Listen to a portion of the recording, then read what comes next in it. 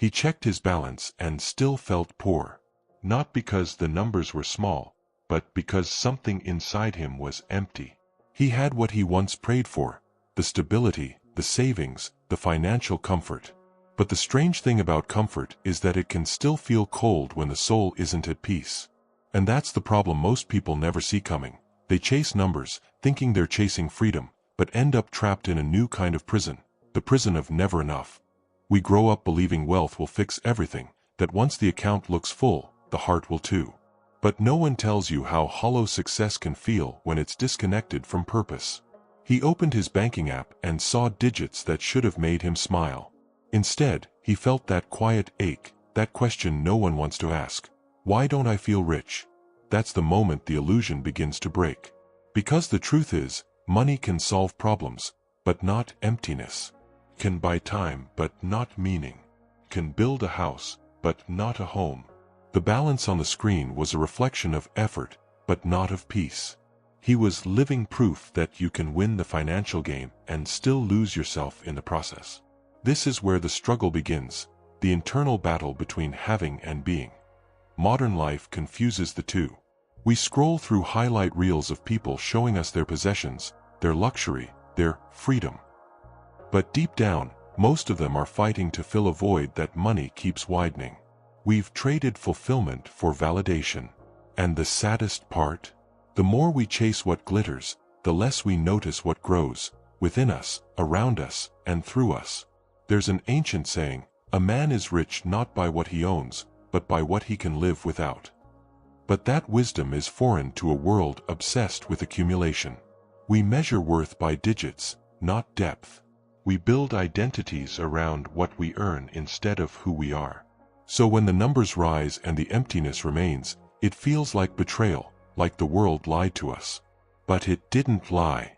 We just misheard the message. Money was never meant to be the meaning. It was meant to be a tool. He began to realize that wealth without direction is weight.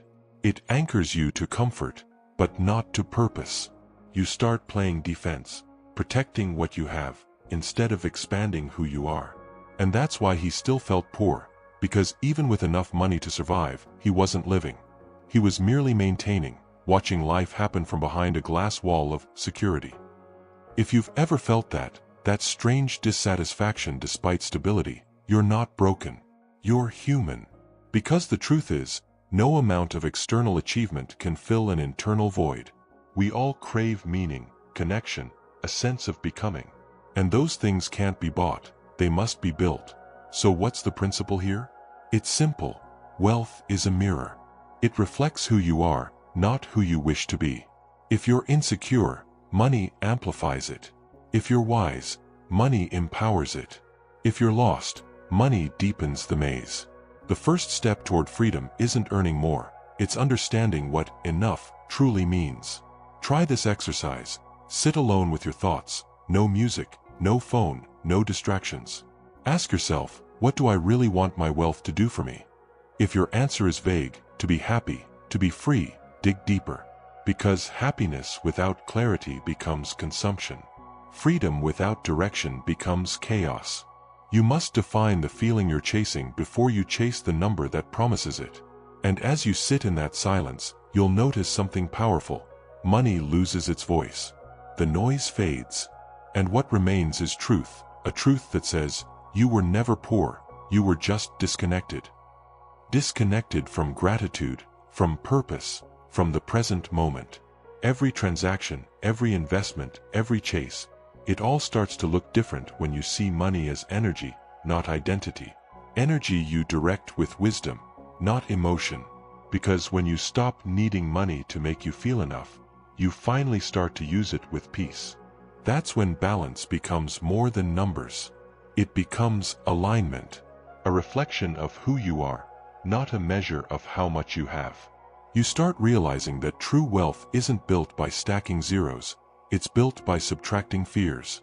The fear of losing it, the fear of not having it, the fear of being less without it.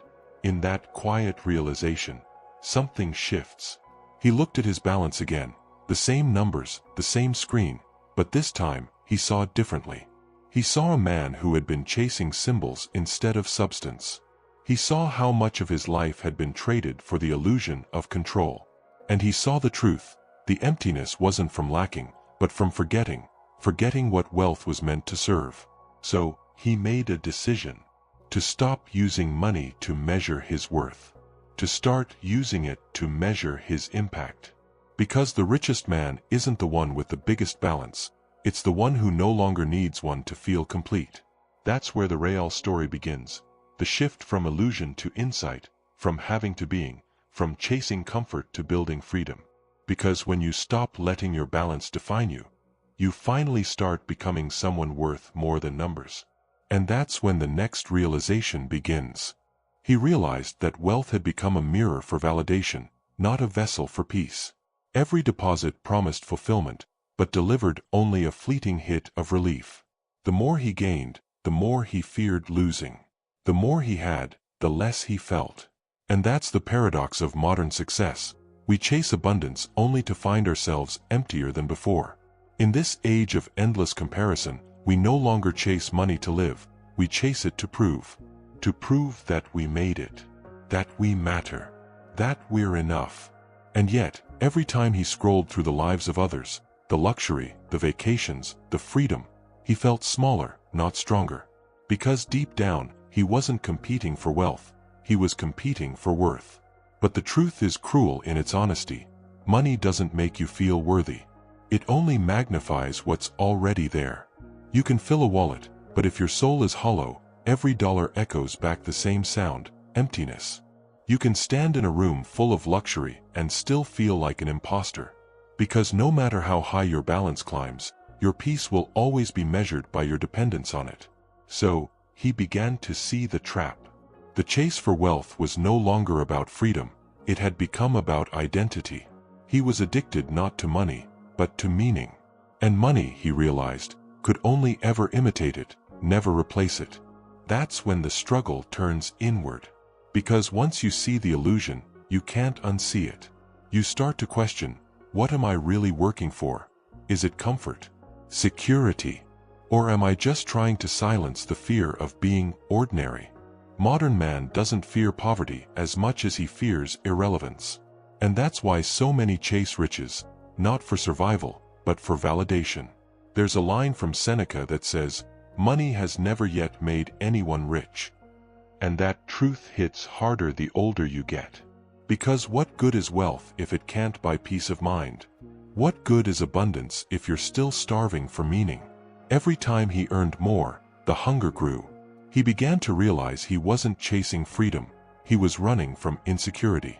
The same insecurity that whispered, "You're not enough until they see you as successful."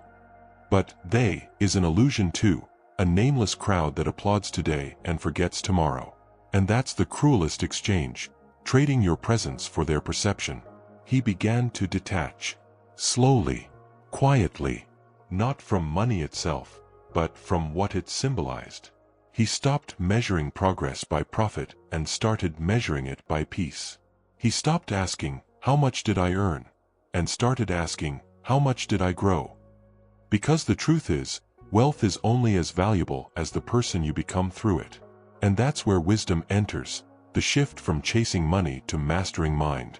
Because once you understand that money amplifies character, you stop focusing on the amount, and you start refining the person handling it. If you are impatient, money will make you reckless. If you are fearful, money will make you paranoid. If you are wise, money will make you powerful. Not because of what you can buy, but because of what you can build. So here's the modern reframing. Money is not the root of greed, insecurity is. It's not that we love money too much, it's that we love ourselves too little without it. We've mistaken visibility for value, and accumulation for achievement. But real confidence comes not from owning more, but from needing less to feel enough. Try this principle, seek peace first, and let wealth follow clarity.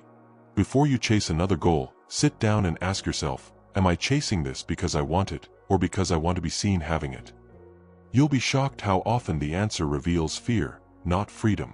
And that awareness alone can change everything.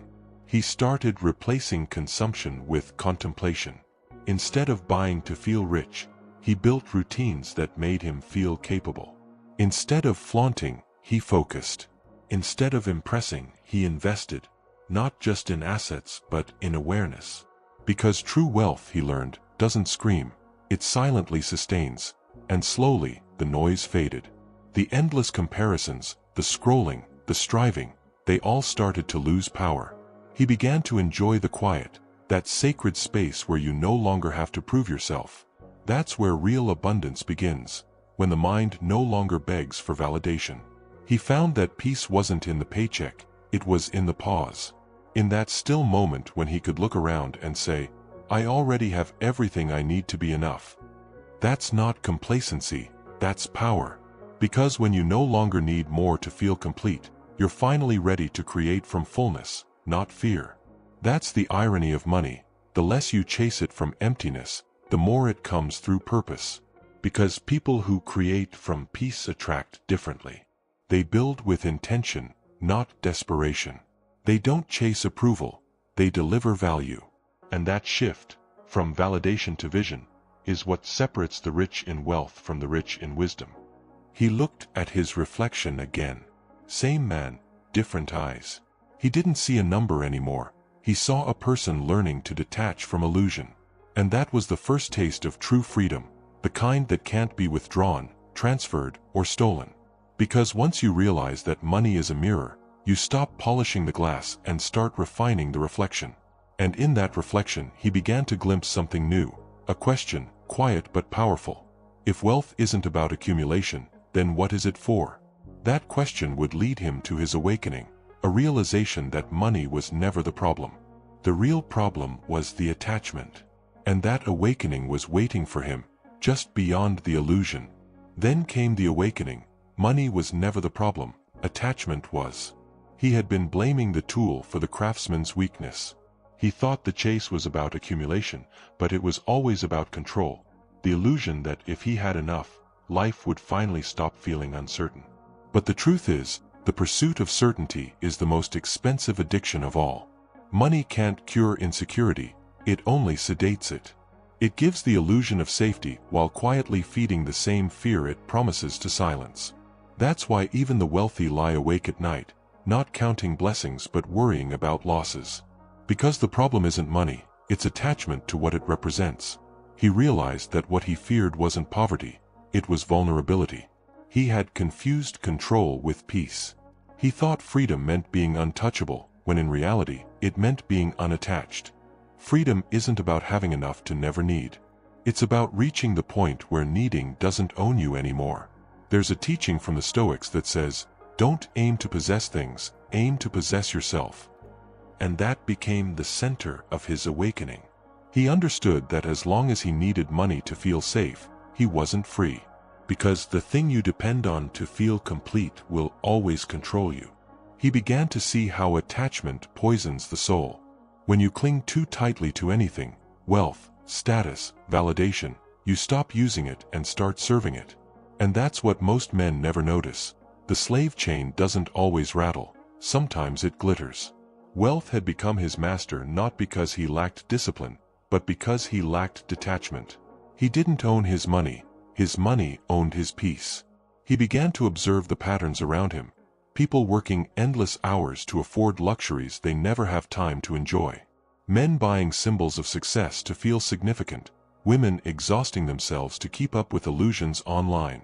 Everyone trying to outshine each other in a game no one wins, because the scoreboard keeps changing. And he asked himself, when did survival turn into performance? When did earning become proving? That's when he started to deconstruct his beliefs. He began asking the deeper questions. What if money isn't supposed to make me feel more, but to give me space to become less distracted? What if its true value isn't in accumulation, but in liberation, the freedom to focus on what matters, not escape from what hurts? That's when the clarity started to unfold. Money is not evil. Desire is not wrong. Attachment, that's the poison that distorts both. So he turned inward. He practiced restraint, not as punishment, but as purification. He started noticing how many of his habits were built around fear. Fear of missing out, fear of not being respected, fear of being left behind. And every time he spent from fear, he felt smaller. Every time he acted from peace, he grew. It was no longer about budgeting his finances, it was about budgeting his emotions. He learned to observe his impulses, that urge to upgrade, to compare, to outdo.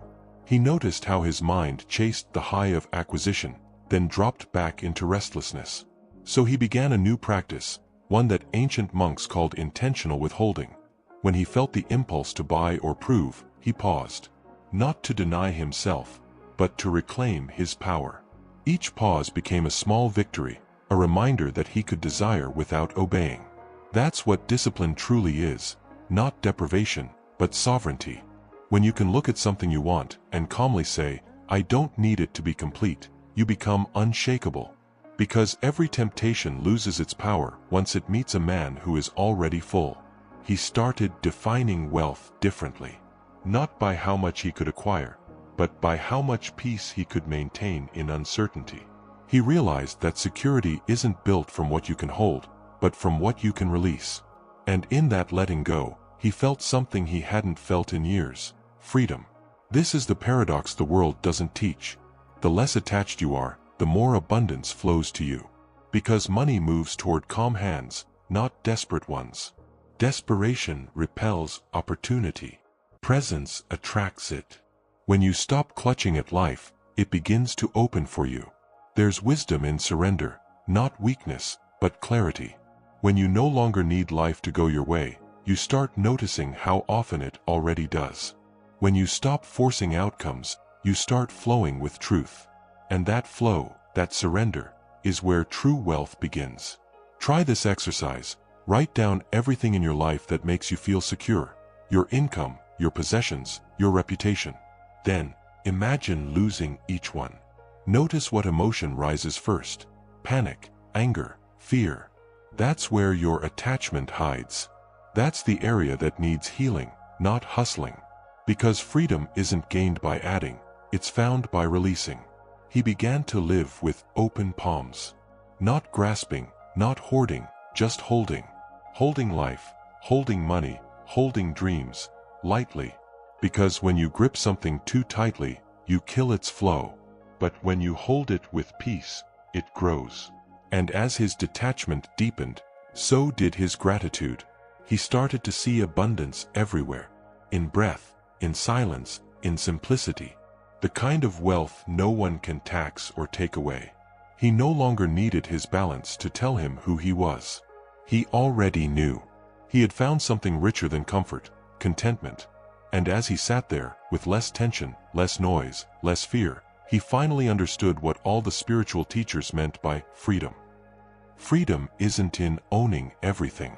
It's in needing nothing to own yourself. That realization changed everything. It became the foundation for his next phase, the redefinition of wealth itself. Because now that he was no longer attached to money, he was ready to see what it was truly meant for. True wealth began to reveal itself as the ability to live without needing more. For the first time in his life, he could look at simplicity and see abundance. He could walk through an ordinary day, no luxury, no excess, and still feel full, calm, alive. Because when your peace stops depending on what you own, you start seeing wealth in everything you already have. It wasn't a retreat into poverty, it was a return to sanity. He realized that society had twisted the meaning of wealth. It wasn't meant to be a contest, it was meant to be a condition of the soul. The modern world tells you to build more, buy more, display more. But all the ancient teachers, the Stoics, the monks, the prophets, they all said the same thing in different words: the less you need, the freer you become. For years, he believed freedom came from earning enough to quit working. Now he saw that real freedom came from not needing to escape in the first place. He used to think wealth meant options. Now he saw it meant ownership, ownership of mind, of habits, of time. He stopped chasing money to gain freedom and started using freedom to guide his money. When you no longer need to prove your worth through possessions, you stop performing and start living. You start walking lighter because you realize you were carrying more than money. You were carrying fear, pride, expectation, comparison. And each thing you release becomes a deposit into your peace. He began practicing a principle the world has forgotten: voluntary simplicity, not as an aesthetic, but as a form of strength. Simplicity is not weakness, it's discipline. It's the power to say no to what doesn't serve you. It's the courage to choose peace over applause. Every no became a quiet affirmation of power, a declaration that his value was internal, not external. He simplified everything: his schedule, his spending, his desires. Not because he wanted less, but because he wanted to feel more. He started asking himself one question before every decision: will this make my life heavier or lighter? And the answers came easy once he learned to listen to silence. The modern man confuses comfort with peace. But comfort can numb you, while peace awakens you. Comfort keeps you in control. Peace helps you release it. He learned that chasing comfort is how people quietly waste their lives. One purchase, one distraction, one meaningless upgrade at a time. They fill the room with things, hoping to silence the emptiness within. But peace isn't found in the noise of more, it's found in the stillness of enough. There's a quiet strength that comes from simplicity. When your needs are few, your mind is clear. You start to see opportunities that were hidden beneath clutter. Clutter of thought, clutter of schedule, clutter of ego. And that clarity becomes your new currency. You spend less energy on pretending and more on becoming. He remembered a quote from Diogenes: "He who is content with least is the richest, for contentment is nature's wealth." And for the first time, it made sense. Because contentment isn't the end of ambition, it's the beginning of alignment. When you're content, your work becomes purpose-driven, not pressure-driven. You don't grind to escape your life, you work to expand it. He began to measure wealth differently. Not by how much he could afford, but by how little he needed to be at peace. He learned that luxury is not about price, it's about presence. To eat slowly, to breathe deeply, to walk without rushing, that's luxury. To wake up and not feel chased by your own desires, that's wealth. Try this exercise. Take one day this week and simplify it. Spend nothing unnecessary. Fill the day not with consumption, but with observation. Notice how silence feels. Notice how much beauty hides in the ordinary when you're not rushing past it. At first, it will feel uncomfortable, because silence exposes the noise we've built inside. But if you sit with it, that discomfort will soften into clarity. And clarity, over time, becomes peace. Simplicity also revealed something he had never noticed: gratitude. Not the kind you post about, the kind you feel. He started seeing wealth in sunlight, in laughter, in stillness. He started realizing that richness was not an external state, but an internal awareness. And from that awareness, generosity grew naturally. When you feel full, you stop hoarding. When you stop hoarding, you start flowing. Money comes and goes, but peace stays. He no longer saw money as power. He saw detachment as power. Because a man who can walk away from temptation is wealthier than one who can buy it. He no longer wanted to own the world. He wanted to walk through it without being owned by it. And that's a level of freedom money can't touch. This simplicity didn't make him less ambitious, it made him more precise. He no longer chased every opportunity, he chose the right ones. He no longer worked to impress, he worked to express. He no longer filled his time with activity, he filled it with alignment. That's what clarity does, it turns chaos into focus. He learned that the wealthiest people aren't those who buy everything, they're the ones who no longer need everything. They live lighter, move freer, think deeper. Their worth isn't in what they display, but in what they embody. That's true wealth, the ability to stay peaceful in a world addicted to more. And so, as he stood in his quiet apartment, no luxury, no noise, no excess, he felt something profound. Stillness, freedom, fullness. He didn't need more to feel rich. He simply needed less to feel alive. That's when he understood that simplicity wasn't the end of his pursuit, it was the bridge to something greater, mastery. Because now that he knew how to live without needing, he could finally learn how to use what he had with purpose. And that's where the journey led next. to redefining success, not as accumulation, but as alignment. With this clarity, he redefined success. It was no longer about growing a balance, but mastering a mindset. He began to see that money, when guided by purpose, becomes a servant, but when guided by ego, it becomes a master. He had lived long enough under the illusion of success to know that control without clarity is just chaos in disguise. He stopped asking, "How can I make more?" and started asking, "How can I mean more?" Because success without meaning is just movement without direction. He didn't want to build a life that looked successful but felt hollow. He wanted to create a life that was rooted in intention, where every decision, every dollar, every effort reflected a deeper alignment between peace and purpose. He began to see that money was never the goal. It was a mirror reflecting the quality of his discipline, his values, his patience. Every transaction was a test, not of his wealth, but of his wisdom. And he realized something most never do. Money doesn't change people, it exposes them. It reveals who you are when no one is watching. When you have options, that's when your principles are truly tested. He started using his resources differently, not to escape life, but to elevate it. He invested in his health, his skills, his stillness. He understood that the best investment is the one that makes you less dependent on money over time. He shifted from chasing returns to cultivating resilience. Because real wealth isn't how much you can buy, it's how much peace you can keep when everything shakes. He learned to view discipline as the truest form of self-respect. Discipline isn't punishment, it's alignment. It's saying yes to what matters most and no to everything that drains your energy. He realized that freedom without discipline is just distraction in disguise. Because when you lack control over yourself, everything external starts controlling you. The new definition of success became sovereignty, the ability to move through the world without being ruled by desire, debt, or doubt. He stopped idolizing luxury and started pursuing mastery.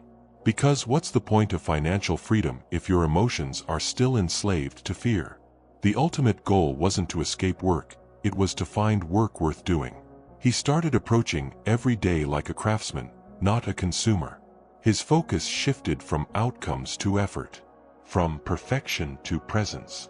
He no longer measured value by what he earned in a day, but by how he showed up that day, how disciplined, how intentional, how peaceful.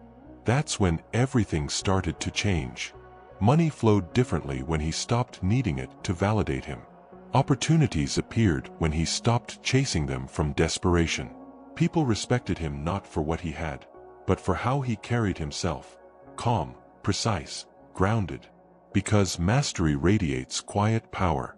And quiet power is magnetic in a world addicted to noise. He began teaching himself a new principle: do less, but do it better. He simplified his goals, focused on one thing at a time. Because scattered effort produces scattered results. But disciplined focus compounds, not just financially, but spiritually. He set rules for himself, not to restrict, but to refine. A rule for spending: if it doesn't grow you, it owns you. A rule for work: if it drains your peace, it isn't wealth. A rule for life: if it costs your integrity, it's too expensive. These became his anchors, his silent code. And living by it gave him something money never could: direction. He understood now that a man without principles is a man who will always be poor, no matter his net worth. Because poverty of the soul will always outweigh riches of the bank. He had learned to earn differently, not through force, but through flow. His work wasn't about survival anymore. It was about contribution. He no longer chased opportunities, he created them. He found purpose in progress, not perfection. Because mastery isn't a destination, it's a daily practice. Each day became a quiet discipline. Wake early, work with intention, spend consciously, rest deeply. He stopped measuring progress by results and started measuring it by consistency. Because peace isn't found in arrival, it's built in repetition. Try this principle. Every morning, ask yourself, what one thing can I master today? Not 10 things, not a grand plan, just one. Then commit to it fully. Because mastery is built in moments, not milestones. And when you stack enough moments of mastery, success becomes inevitable. His redefined wealth began to ripple into everything. His relationships, his routines, his rest. He became less reactive, more deliberate. Less obsessed with outcomes, more anchored in process. And that shift made him unstoppable. Because a man who doesn't need validation becomes immune to manipulation. Now, when he checked his balance, it no longer defined him, it informed him. It was a tool, not a trophy. He used money like a sculptor uses clay, to shape, to refine, to express. And the beauty was never in the clay itself, but in the hands that shaped it. Success had transformed from a chase into a choice. A choice to align every resource with a greater purpose. He realized that you don't need to be rich to live richly, you just need to live intentionally. This redefinition of success didn't make him distant, it made him more connected, to people, to purpose, to peace. He wasn't trying to outwork the world anymore. He was trying to outgrow his former self. That's a different kind of hunger, one that feeds the soul, not the ego. And with that, he entered the final stage, reflection, where all the lessons converge. Where wealth is no longer external, but internal. Where peace replaces pressure. And where the question isn't, how much do I have? But, who have I become? Now, he looks at his balance and feels free. Not because it's large, but because it no longer defines him. He has walked through the illusion, the chase, the awakening, and the mastery. He has learned the quiet truth. The wealth he sought was never in his account, it was in his awareness. He checks the same numbers that once stirred anxiety, and now he feels peace. Because he no longer looks at his balance to measure his worth, he looks at it to measure his responsibility. Money has become a mirror for his character, not a scoreboard for his ego. And in that stillness, in that deep knowing, he finally feels rich. He understands that richness is not about what you hold, but about what no longer holds you. Freedom is not found in escape, it's found in presence. And wealth is not about abundance of things, but about abundance of mind. He learned that real freedom doesn't come when you can afford to quit working, but when your work no longer feels like slavery. It comes when you can move through life without pretending, without competing, without proving. It comes when peace is your default, not your prize. There's a quiet confidence in men who faced their own emptiness and turned it into wisdom. They no longer need to show their worth, their presence speaks for them. They walk slower, breathe deeper, and choose quieter roads. Because when you've seen through the noise, silence becomes your luxury. He once thought the dream was wealth without worry. Now he knows the dream is peace without permission. He doesn't chase validation, he builds value. He doesn't fear loss, he understands flow. He doesn't seek to impress, he seeks to express. That's what freedom looks like. Not loud, not flashy, but grounded. He started seeing money as a current, something that flows through him, not to him. He gives, he invests, he helps, he shares. Because what good is abundance if it never leaves your hands? What good is prosperity if it doesn't move through others?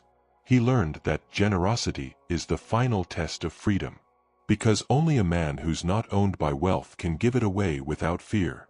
He began to see wealth as stewardship, not possession. Every dollar became a seed.